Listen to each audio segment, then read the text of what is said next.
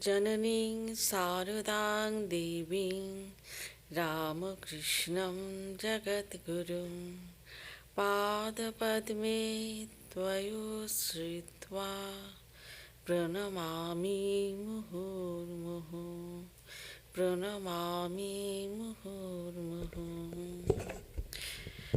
We bow down at the lotus feet of Sri Ramakrishna and Ma Sharada Devi. So our talk is today that our legacy.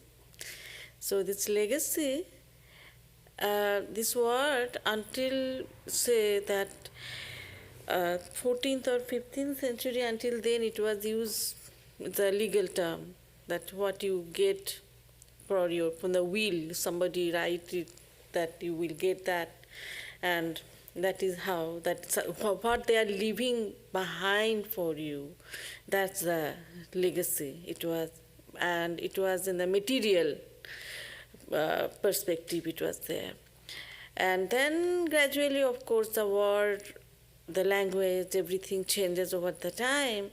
And now it has a broader sense, the legacy. We include the tradition, the lineage, and everything goes like that. So when we do this chanting of hymns and all this ritual, this particular practice, that also in a sense it is that what we follow. And also that lineage, Sankaracharya lineage, when we talk about, or that scripture reading, that Zen teachers, when they were talking about that, the lineage is coming there. And also, most importantly, from our perspectives, the word parampara. Parampara is the living flow of spirituality that comes from the guru to disciple, and that's how.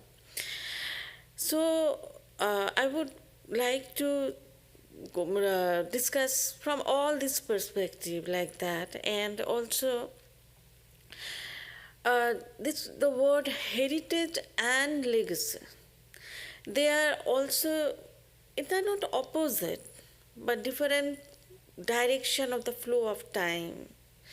So that is, heritage is something which is coming to us, and legacy is something which from us, which will be going to that next people, like that. So it's the heritage and legacy, the meeting point is the present time. That's us. That's how we are going to, like that. It's a journey from the past to the future, and through these times, our time, we are going through like that. So in that Ramakrishna Vivekananda tradition, in that we are, who are we are these Vedanta societies, and then that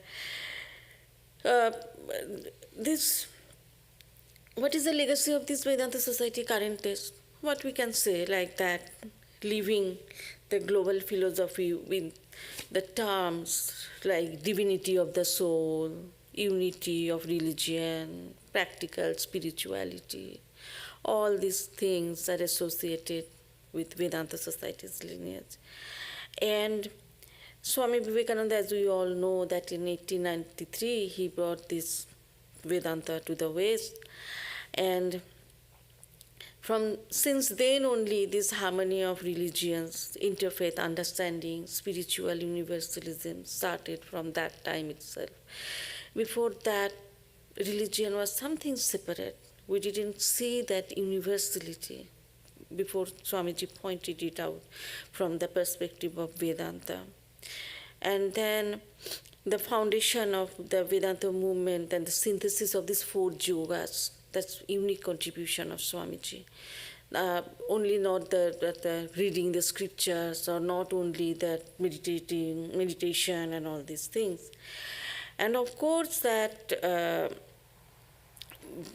building a bridge between that East and the West, and a worldwide network of religion, that one is that important one.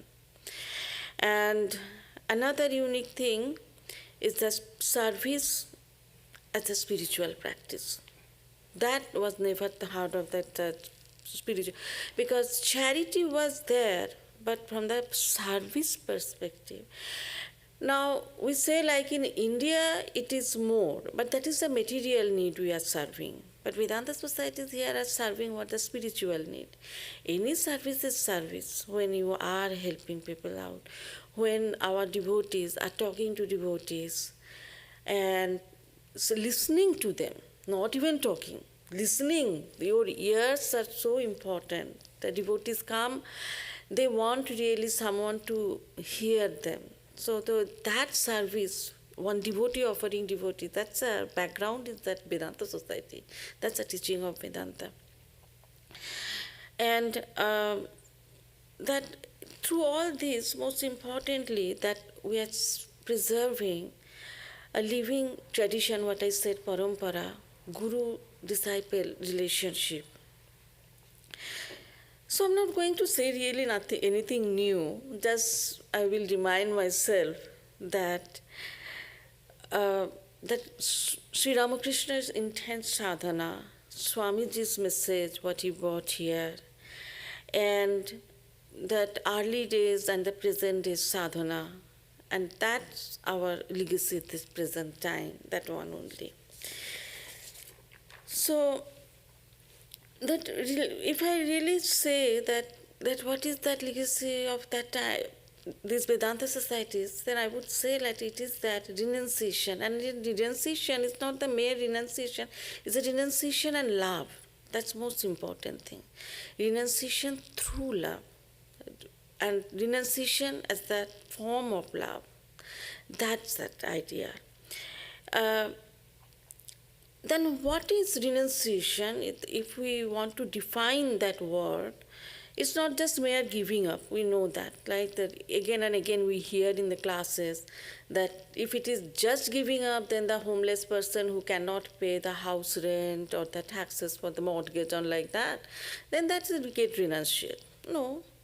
Or someone who is not capable of taking care of his health, dress, eating properly, like that.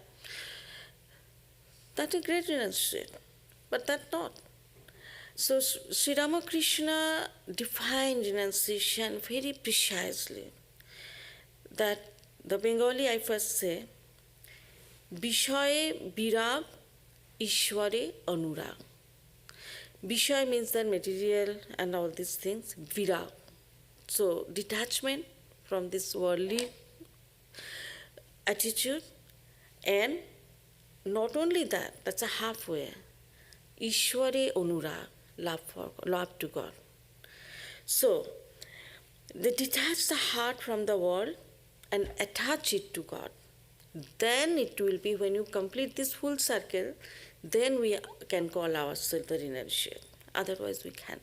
If we just say that, oh, I'm so tired of the world and I don't like it anymore, I'm not a renunciate. It can be for different reasons.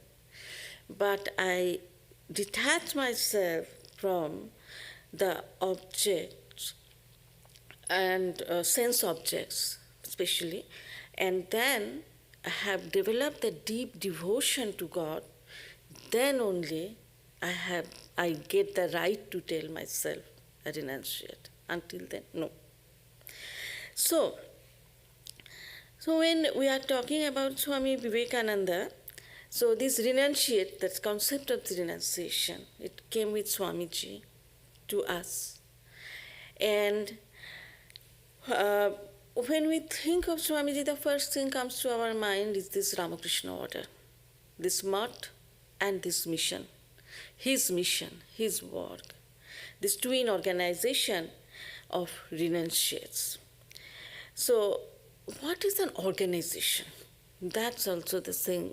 But this one, that monastic organization especially, when Swamiji defines it, it's in Bengali the way he said, it's really heart-touching.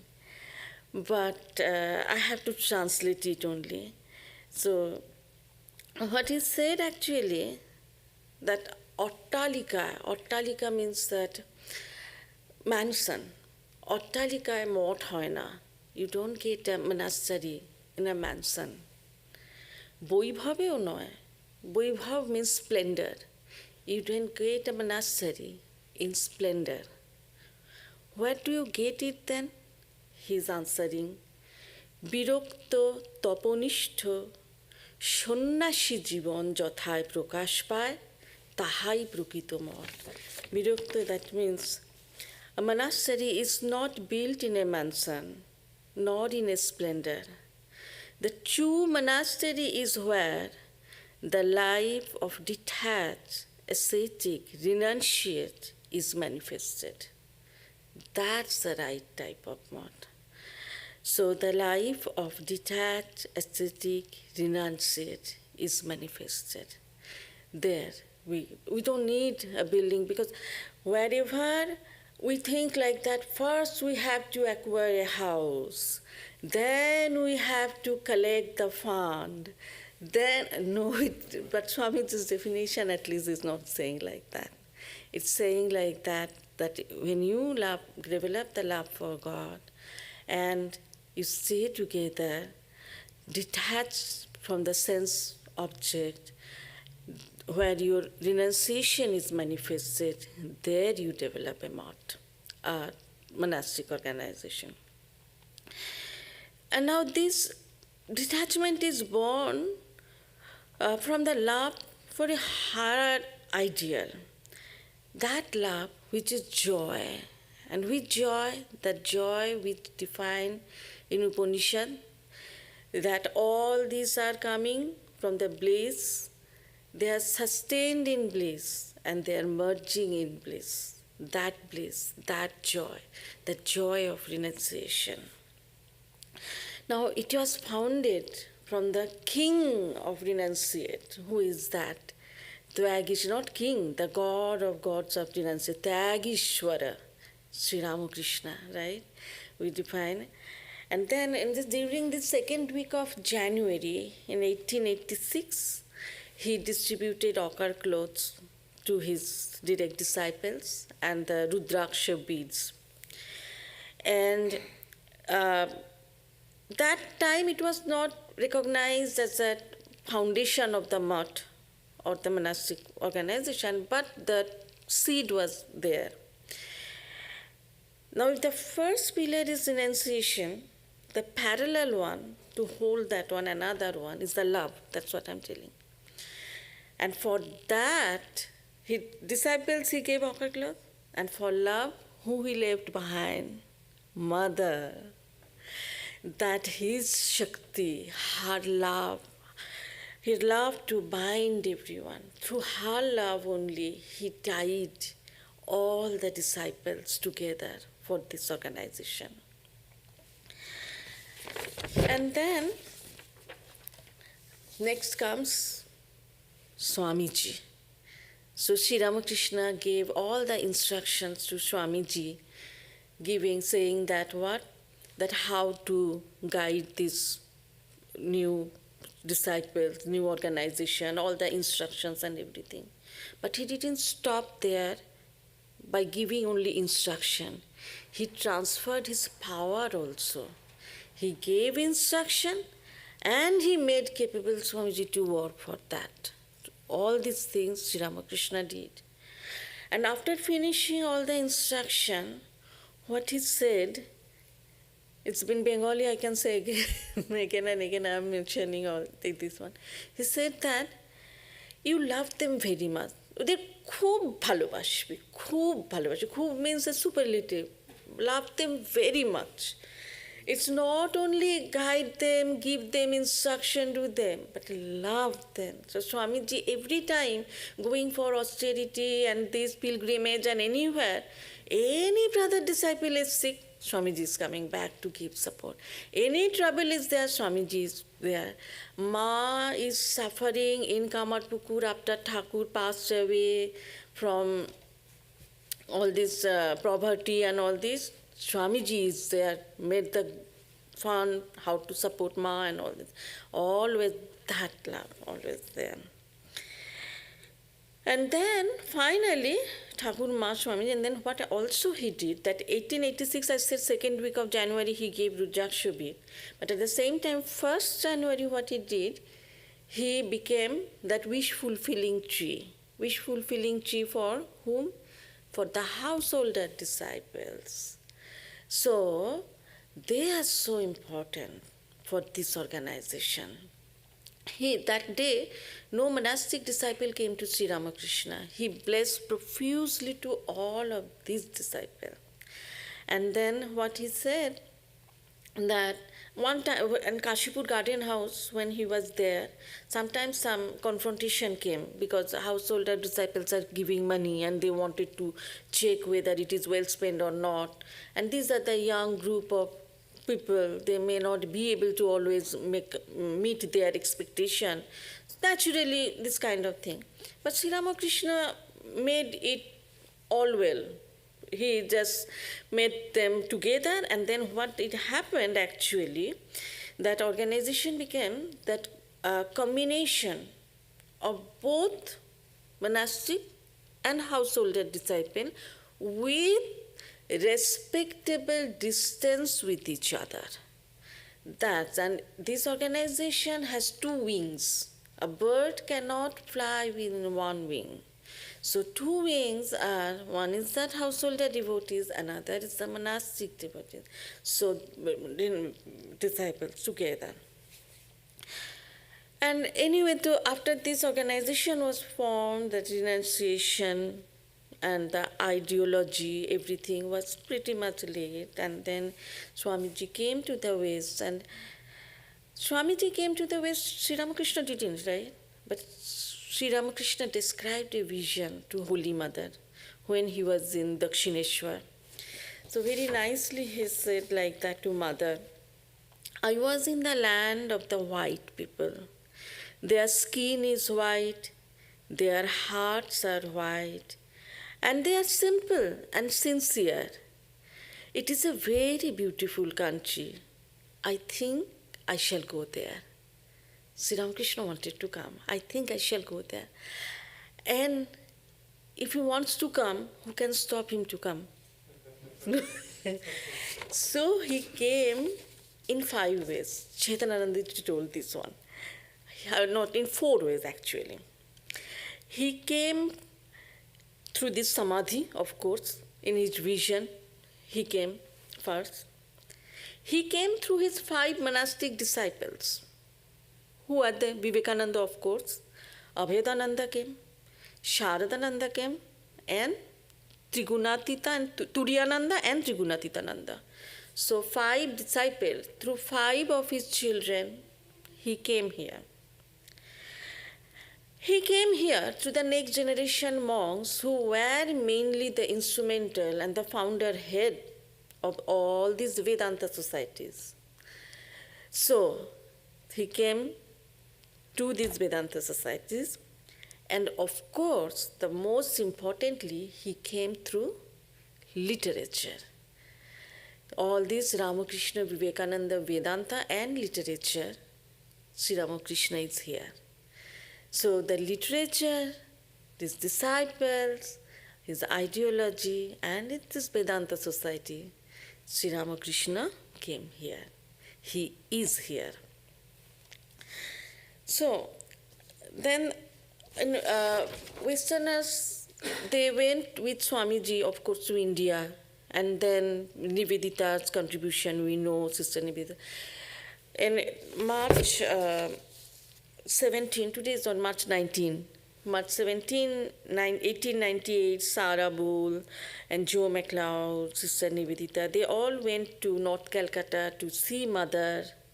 And Mother initiated some of the Westerners also. It's not only that Nikhilananda, Bodhananda, they were initiated. Some Western disciples of Swami Vivekananda got initiated by Holy Mother. And they all, it's not only some I mentioned the name, they who never went to India, they all contributed to Swamiji's journey, Swamiji's mission after coming here. So, before coming here, Swamiji, you know that he traveled to all over India, from the Himalayas and Kashmir to the ocean, Indian Ocean, everywhere. He met people of all, everyone, every level in the society. The king of Khetri was his friend. He contributed mainly for his sheep fair and all this to come here. If he supported financially, then I must mention another person, a cucumber seller.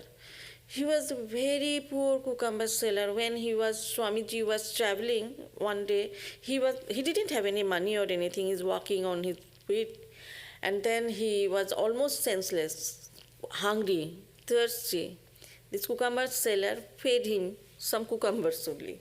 So he got his energy back and he moved forward. And Swamiji didn't forget. After having this 1893 success and conquering the whole West with Vedanta, he went back, and a lot of people are arranging reception for him. And in one of the receptions, so many people, and that cucumber seller was sitting there. Swamiji recognized him, thanked him. So, if one supported him to give from his money and all these things to come to this country, another saved his life so that he could fulfill his mission. He made people like very religious and that very pure persons from the, how we say in society's point of view, and a courtesan in that Khetri, king of Khetri, that she was singing, and Swamiji blessed her. So, everyone made his journey possible. The same thing, the repetition we see when he came here in the West also. So it was that July of 1893 when he came to Chicago. And we know that story many times we discuss like that. He lost the address to go to Parliament of Religion, and then he didn't have enough money and walking on the street of Gold Coast, and that was the posh area. Rich people were living there. So he didn't know who to ask, what to ask, and all this, tired. And there was a church. That church was inaugurated in February 1892. And Swamiji came 1893, just 1 year before. So maybe so that he can come and sit on their stairs, they made that one. And then what happened? That opposite building was that the health sisters, their house, George Hill, who became Father Church for Swamiji, and their house, and these four sisters, Mary and Harriet, and then two cousin sisters, so Isabella and Harriet. So they all four became very close. They were not rich. Their house, if you see the photo, it's like, okay, of course in Gold Coast they had their own house, which means that they are not poorest of the poor, of course. But it's not that, it's only 3-storied house, joint family living together. But they came forward to help Swamiji. Swamiji is a Shiva himself. To worship Shiva, you don't need a lot of things. So all you need is the love, one bell leaves, sandal paste, and water. Devotion, that's the important thing to worship Shiva. So that we see all these devotees came forward in the worship of Shiva, may it be in India, may it be in the West. It's just simple people. That's the thing. And simple items of worship. So what he did, then they helped him to get connected to that Parliament of Religion authorities. But Chicago was, as I said, that very expensive for Swamiji. That he wanted to go to stay in Boston. And then he met whom? Kate Sanborn, and her father was a professor also, and she became instrumental to introduce Swamiji to Professor John Wright, the Harvard professor, and one of the most unique recommendation letters we have read in history came from him. So this type of, now this health sister, they were not highly educated, but on the other side, see this one that I was telling, the two opposite. They have devotion, simple people, and John Wright is a Harvard professor and very much educated, like that. His word is the last word for evaluation and kind of thing. So for Swamiji, both are the same. He is detached, he is renunciate, he's traveling all over like that. And then he was, after that, then a great success. It was in Chicago. And then he traveled around the Midwest. He went to Detroit, then Minnesota, and all these places. And of course, then finally he went to New York. Then we know that 1894, the first Vedanta Society was founded in New York by Swami Vivekananda. And there in New York, he met a wonderful family, that's the Leggett family. And his lifelong admirer and strong supporter, Joe McLeod. So his friend, he would say like that. And then this family really supported, and their house in Ridgely is now one of the centers of the Vedanta societies of Southern California. And there he met the Joe McLeod. Joe's sister was Betty McLeod, and then Frances Leggett. She got married to him. And now, unlike this time, we have to understand also that Europe and USA was not this much. Now we say, oh, EU, NATO, and United States, this kind of fight and attitude was not that. There are many, like women of these high society women are married with that parliament MP, member of parliament, British parliament, like that. So this transatlantic story was always there, on and alive. So there, Betty Leggett has a baby. Her name was also Frances. And she was little girl, when Swamiji was there at their home. And then one day, she brought a bunch of flowers to Swamiji. And Swamiji took it, smiled at her, and said that in India we give flowers to our teachers. And then he chanted something in Sanskrit and blessed her. Now, that time she was a little girl, and then she didn't know what happened. All she received is the blessings of Swamiji.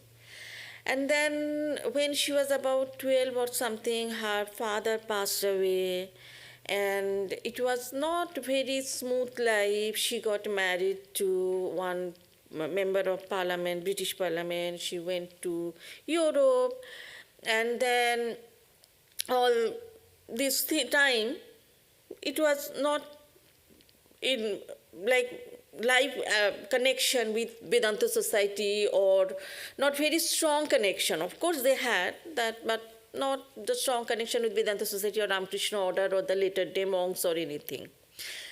But it was Swamiji's blessings. So later period she came back to Ridgely, and then she looked through all the old material she had, diaries and all these things. She got a trunk and all this kind of thing.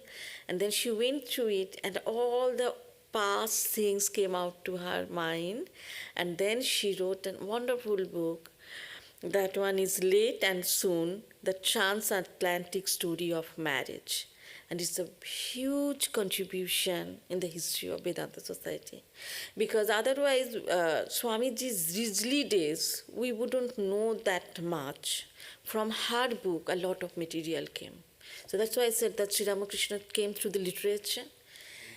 That's the thing, that this Ramakrishna Vivekananda literature, that how Swamiji blessed that girl, and then she became instrumental to contribute there. It's not this one only, that Frances Leggett, but also like the Goodwin we got, and then other later period, Ujjwala, and many of the people, they were whenever they heard something, lecture Swamiji was giving, they kept the record. And that's how we get the complete work of Swamiji done completely, really, really. And Swamiji had very good terms with this Legate family. It is not only that little daughter, but also this Francis Legate was Swamiji's friend, and he became the first president of that New York Vedanta Society. And he passed away suddenly, many years after Swamiji passed away. Swamiji passed away in 1902, and Mr. Legate passed away in 1909. But all the time, this family continued supporting the Vedanta movement. And when this Mr. Legate passed away, Sister Nivedita wrote a very heart-touching letter to Joe MacLeod. I just want to read a little bit. It's not very much related, but this love, to show that, because I'm talking about the legacy of love and renunciation. She wrote like that: Dear Ridgely, dear Mr. Legate, Swamiji's host and home. The chapter is turned over and gone. France will always have a beautiful memory of her father. With what tenderness and idealism the years will cover the thought of him. And it was so much better that France was a girl.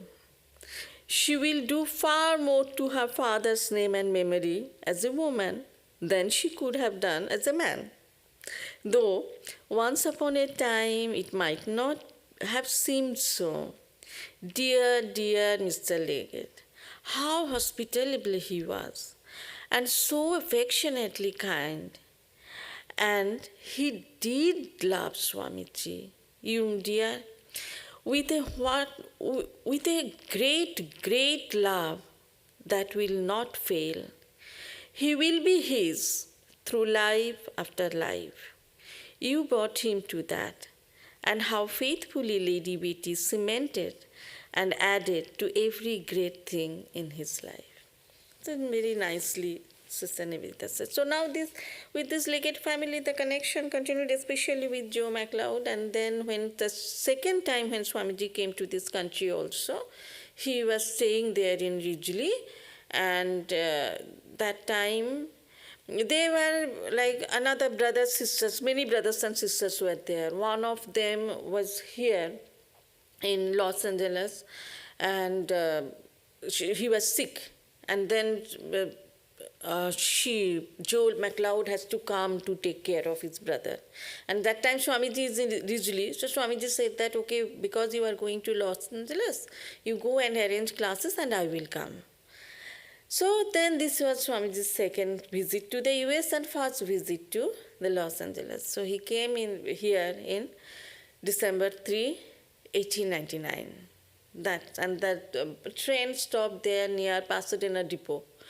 That time he didn't come by airplane. Why? Because I think 1903 is the first time Wright brother flew. So Swamiji had to come in 1899 by train only. Then near Pasadena he came.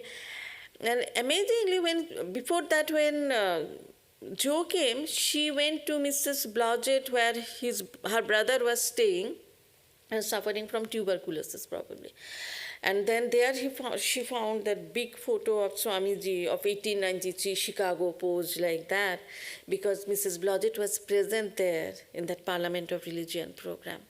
So she was really, really impressed with this Swamiji's lecture and all this.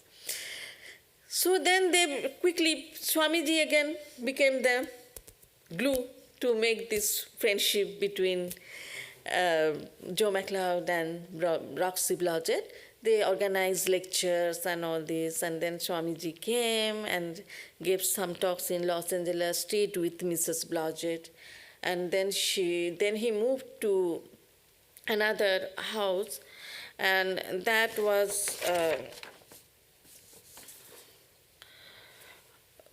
uh, Miss Stickney. So she was a rich lady, very rich lady, but somehow the thing didn't work out very well. So Swamiji went to, but at Mrs. Blodgett's place, Swamiji made that three sisters, Carrie, Alice, and Helen. These three sisters, they knew about Swamiji beforehand. They read Swamiji's work, Raja Yoga, Alice read, and all this. So they came to listen to the lecture, and they were invited for the tea, like the same setup from 1899. No change in Vedanta Society setup. Like that, the speaker will give the talk, and then meet the devotees, and then that question answer, and all this kind of informal setup, and like that. So he met, and then they invited him to their house, and that house we go every month for our monthly meditation with Sarvadevanandaji. So that was, again, that family was not a rich family. That's a very standard middle class family.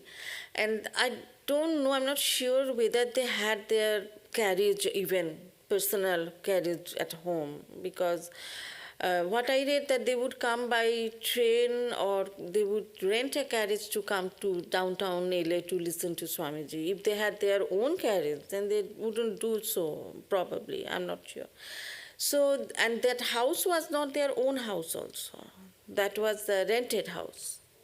So they were staying there, and with that small house within there, how many? Three sisters.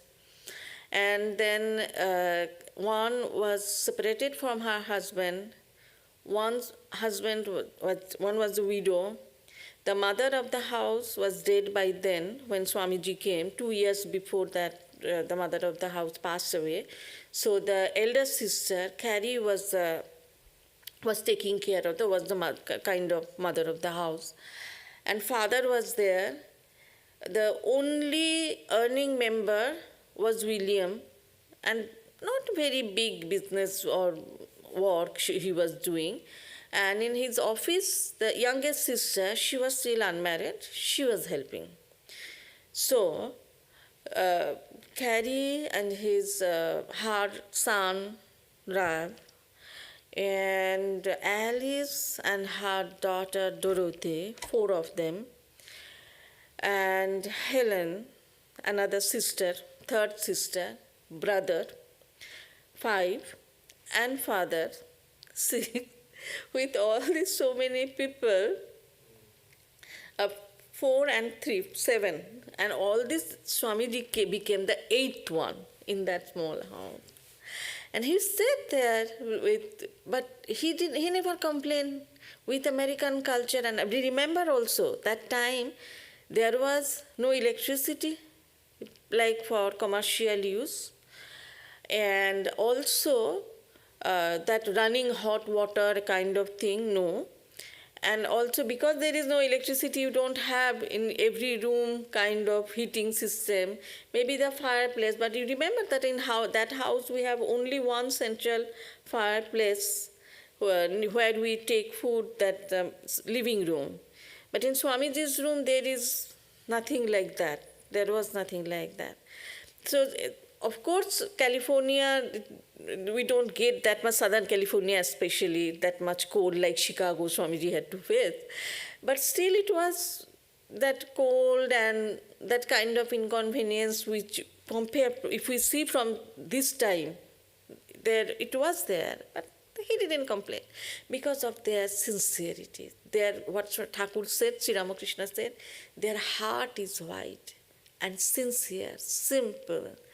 That's more important. And so then Swamiji stayed with them, gave lecture, and that time they tried to do, because they had the example of Vedanta Society of New York, they wanted to have another Vedanta Society here in Southern California. So Alice was actually very active. She wanted to try that Vedanta Society of Pasadena. But it didn't materialize. People were interested because of Swamiji's talk and all this, and then Swamiji left for Northern California. Alice also went there, and there it worked out, actually. And then they had that Vedanta Society of Northern California there. And anyway, so Joe McLeod was here, and she would call California like funny way, California. So Swamiji's love for Kali, those days was the California. So when Swamiji came to this Los Angeles, the capital newspaper, they wrote very nicely how they described. They described that he is in very truth an Indian prince. So Swamiji is like a prince, he came in this city. And prince of what? Wisdom, knowledge, and spirituality. That's the prince of that. Not prince in that sense. So then, Swamiji liked here the weather also, because it was very much India-like.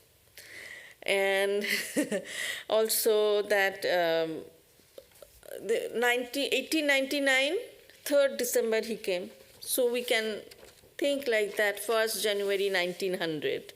The new century began when with Swamiji in Los Angeles. So that one was one new thing. And then Swamiji moved and he just made a group here. He developed the interest in Vedanta here. But in July 1900, because February 1900 Swamiji went to Northern California, July 1900 Turiyananda Swamiji came, because his second trip, Turiyananda was accompanying him to United States. This another disciple of Sri Ramakrishna. And then Turiyananda was coming with that particular assignment actually. One devotee gave land in Northern California to make the Vedanta retreat. So he was going to make Shanti Ashram. And the way he stopped by here, stayed with the Mead family in the same house. And he gave some spiritual instruction to carry and named her Lalita. So from now on we can call her Sister Lalita. And one interesting thing he told to Sister Lalita, you have work to do, but it will be quiet work. That's important. Not always we have to make like that show. Like sometimes we are not doing always consciously that I'm showing off, but it happens because of our ego. But to work quietly and can make some significant contribution, that's important. So then,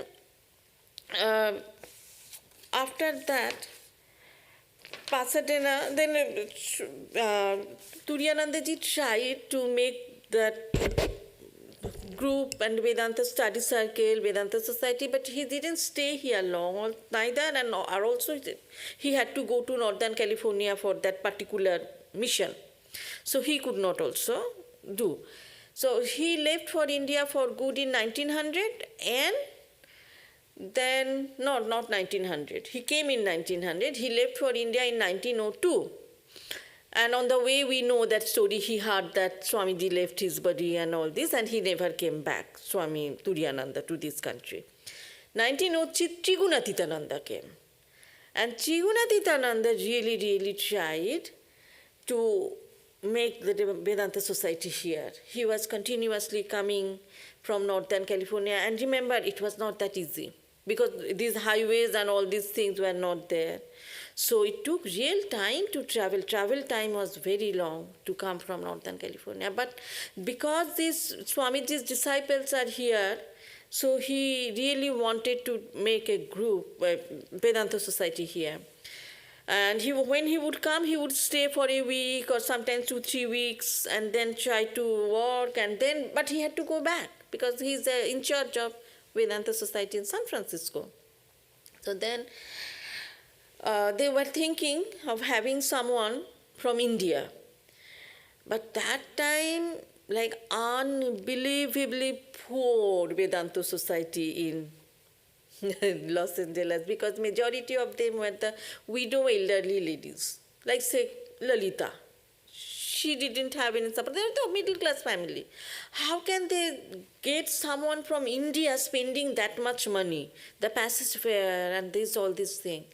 So one man, it's not always that people came and supported. Sometimes people created trouble also. So the one person, Mr. Smith wanted to give, Dr. Smith wanted to give money. He said that he will give $100.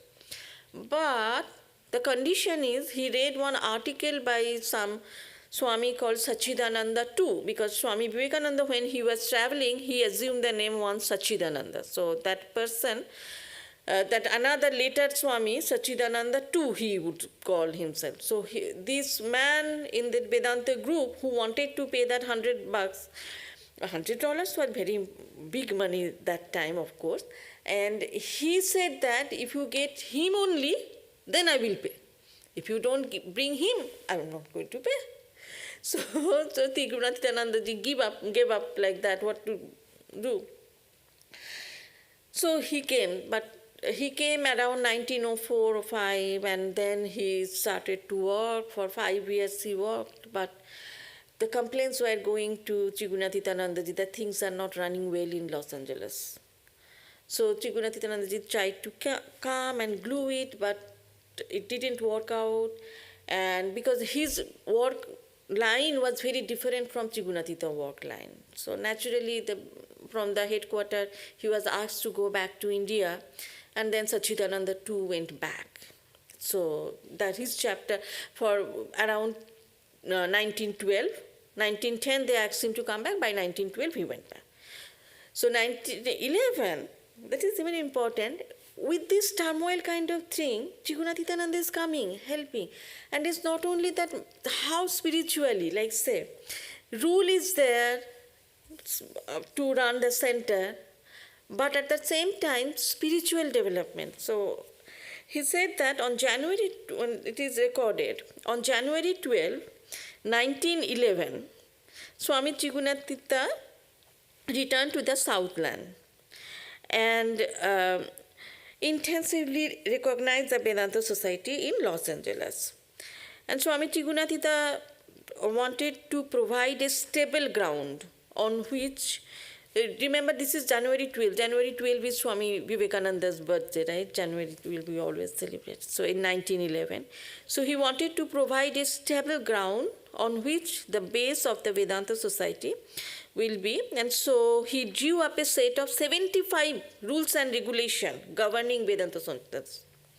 So, but I found this very interesting. He handpicked a group of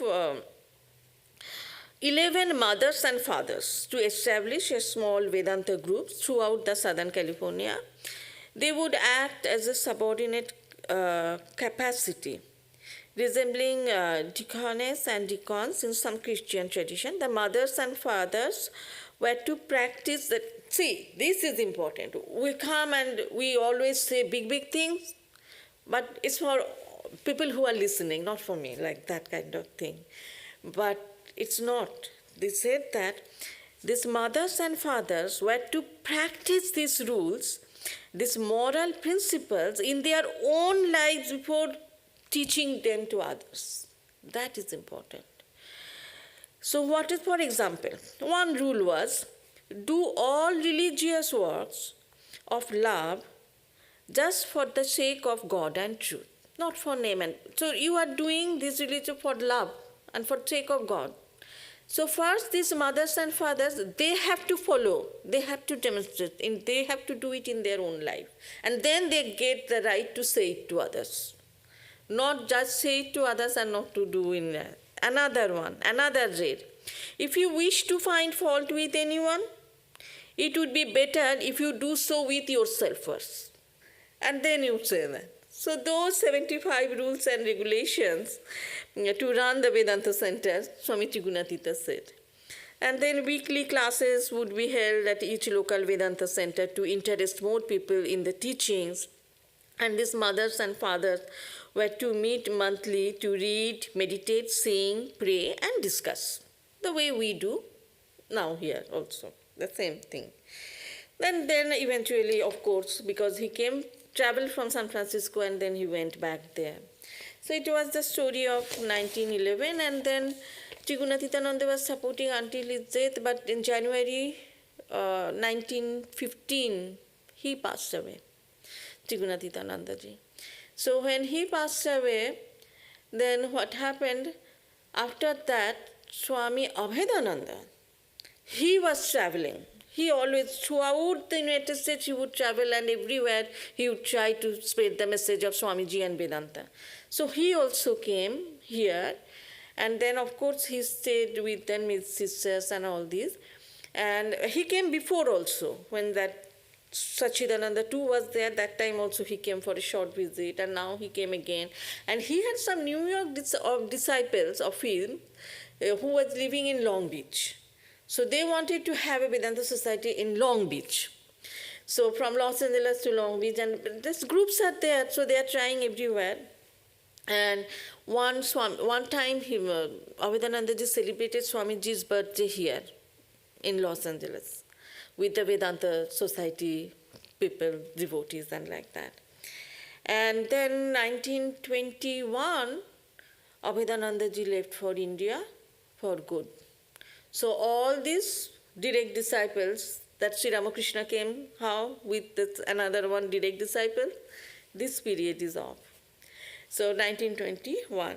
1923, Swami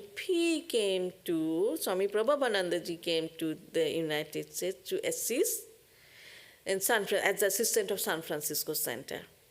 And that time he would visit Southern California from San Francisco. And then 1925 he moved to Portland, and he founded the Portland Center there. And this year Portland Center is celebrating their centenary years. So, this one. But also we must remember that parallelly Swamiji's most young disciple, Swami Paramananda, he already founded, so during the first 25 years of 1900, two Vedanta societies were founded. 1909, because, say, Swamiji founded 1894 Vedanta New York, and here 1900 San Francisco. At 1909, Swami Paramananda founded Boston Vedanta Society, and then 1925 Portland Vedanta Society. That's first quarter of 1900 is over.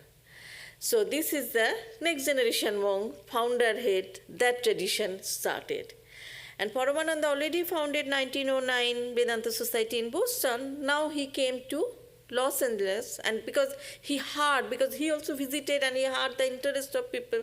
Swamiji's disciples are here, so he was in Lakshya Center he founded. So these 2-3 Swamis were keep on working, but nothing was getting materialized. So then finally, 1929, Swami Prabhupada, 1927 actually, Sister Lolita wrote to Swami Prabhupada that to come here and make the Vedanta Society here in Los Angeles, and she offered her house, that White House, that one, and this bookshop here, we have the greenhouse, to Swami Prabhupada to make that Vedanta Society there.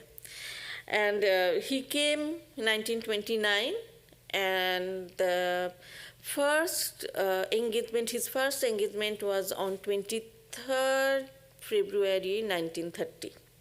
He rented a hall in Garden Court apartment. That time that apartment was there on Hollywood Boulevard. Now I see that there is a shopping mall. And then there a good number of people came, and he said that he rented it for $7.50, and the donation came $10. So sometimes I say it's good actually. On our Sunday service, we don't get that much also. So after some time, but in 1930, $10 and $7.50 the rent, that was good, very good. And then he used to give classes on Tuesdays, Thursdays, and Sundays, and free class, of course. And this house was dedicated as the Vivekananda home on Sri Ramakrishna birthday. So what I did, I was looking at that because of my interest in almanac always, I was looking at what it was on 1930, 23rd February, specialty, when was Thakur Sri Ramakrishna's birthday. Because Sri Ramakrishna is the English birthday, we know 18 February, and he did it on 23rd. So I saw it is very interesting. Shivaratri on that year was on 26th February, and Sri Ramakrishna's birthday was on 2nd March. So, Sri Ramakrishna's lunar birthday was on 2nd March. Solar birthday, 18 February. Between these two, solar and lunar, the only Sunday was 23rd February. So, he gave the lecture on that day and then dedicated the home, Vivekananda home day, as they would call it. And then he said that on Sri Ramakrishna birthday, I do not know which birthday. I assume that probably it would be that 2nd March, the solar birthday, lunar birthday, probably that Sunday. Anyway, then I would read a little bit from Swami Prabhupananda's vision. So, the very first night that Swami Prabhupananda stayed at Sister Lalita's house in Hollywood, he had a spiritual dream of Holy Mother. What he saw in his dream is Mother is coming up the old steps toward the house from the southwest lawn of the greenhouse. So greenhouse is here, the steps are going there, and the southwest lawn is there. From there, Mother is going and coming from the steps. She saw it. And the Swami described that how I was in the front, and there was a big crowd behind me. So Swami P and people behind him. I told them to wait until Holy Mother comes into the room. But somebody before me went and prostrated before Holy Mother. And I thought, also, I will do that. And so I prostrated before her and said, Jai Ma. And I woke up before she entered the house. So it's a very beautiful dream that Mother is walking, Mother is here, and all these things. So this place that's a blessing he felt. And also, Swami Prabhupada ji told in his reminiscences of Holy Mother, in this connection I can mention that when he was in India, that time he would go and Mother wouldn't see that brahmacharis and monks every day. Only Mother, when she is in Calcutta resident, only Tuesdays and Saturdays monks were allowed to offer pranam to her. So when Swami Prabhupada said that I would go that time, offer pranam to her, but I didn't have any special fascination that, I am going to Mother, this, that. All would happen when I would do pranam, she would place her hand on my head, and I feel very soothing and very calming down, very good. And to have the soothing feeling only, I would go. There's nothing, a big thing and like that. But see, this is the way she was transferring her power in him. That's the way. Otherwise, he is in the front and many people in his back. With the whole crowd, he is moving forward and Mother is coming. That power of love, and this renunciate, this person, his disciple of Maharaj he was, but this monk and this monastery he is founding here, that blessings was needed. And then that's how then, if we look at this, all these people who contributed so far, they are not specially, extraordinarily, majority of them were intellectual or educated or rich. They were like one of us. And That time, this road we called that Ivor. That address was the Ivor Avenue address. Later, when Vedanta Temple was founded here, we called this street Vedanta Terrace, and the front is Vedanta Place. And after this continuous practice, we ended up this year, as you know, with the intersection of Terrace and Vedanta Place, Vedanta Square. So, this is our legacy. This legacy of this continuous sadhana of love, sadhana of reading, scriptural reading, and to serve, to do good and to be good, which is all of the essence of the religion, as Swamiji said. So that's how we will move forward. That's at the present point, from the heritage and the legacy, where they made together. Okay? Om Shanti Shanti Shanti Hari Om Tat Sat Sri Rama Krishna Arpanamastu. Is there any question on online or something? No? No question? Okay, that's good. Okay. Take that. Oh, Matriprana ji, is there a book where these 75 rules for the mothers and fathers is listed? Yeah, I also thought about it. It would be nice to know. But I read only this portion from, Gopal has that. You can ask Gopal Stavi. He mentioned this in the Vedanta Society, the history of the Vedanta Society of Southern California. There he mentioned about it. But probably he would have the reference of that book. Oh. Okay.